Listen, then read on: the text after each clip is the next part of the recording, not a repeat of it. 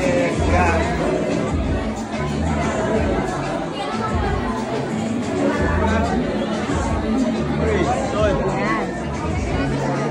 Wala talaga kayong idea na yan yung gagamitin poster sa dami na sinute nyo? Wala, first time din namin nakita. This is a surprise for us. Naka-surprise.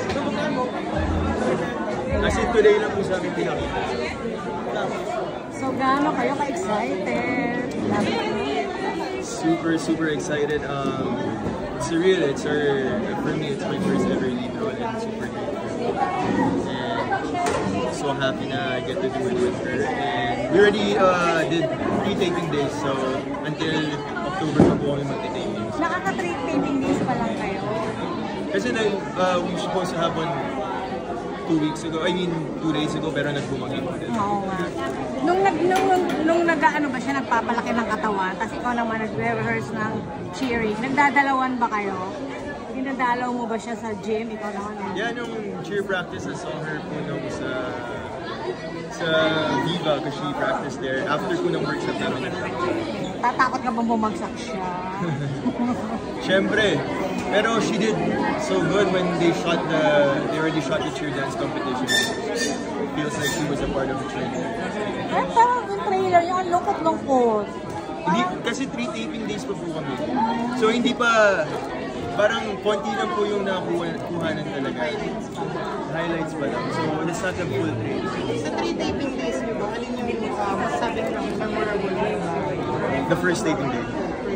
Siyempre, nangangapa pa kami and I felt like, wow, this is it. It's finally, we've been waiting for this for a long time, and yeah, it was crazy na finally na-shoot na namin yung first taping day, and we're happy na, I'm proud of her because it was a really long taping day, pero natawid na ito.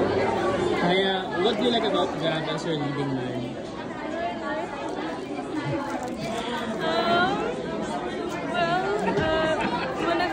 That I always mention is I'm grateful because this is my first love team and first leading role there.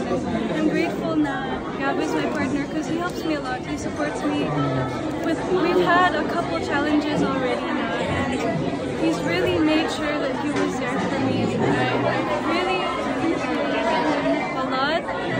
Very reassuring. I feel safe and connected.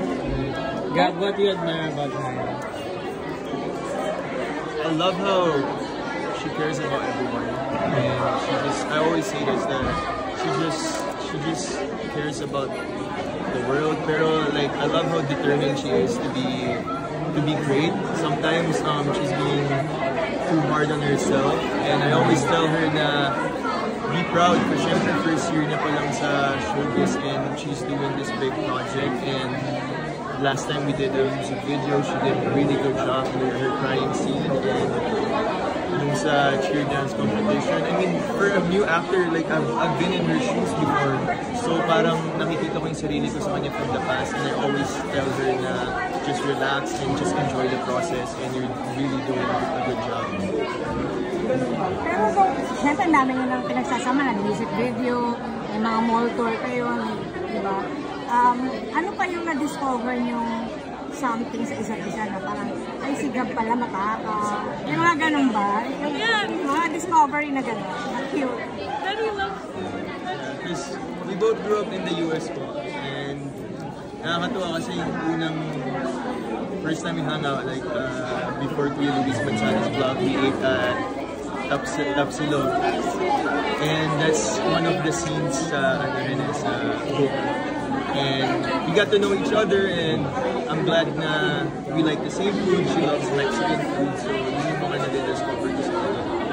And we both love doing yoga, so... I mean, I'm not really the type to try to think about someone before I really meet them.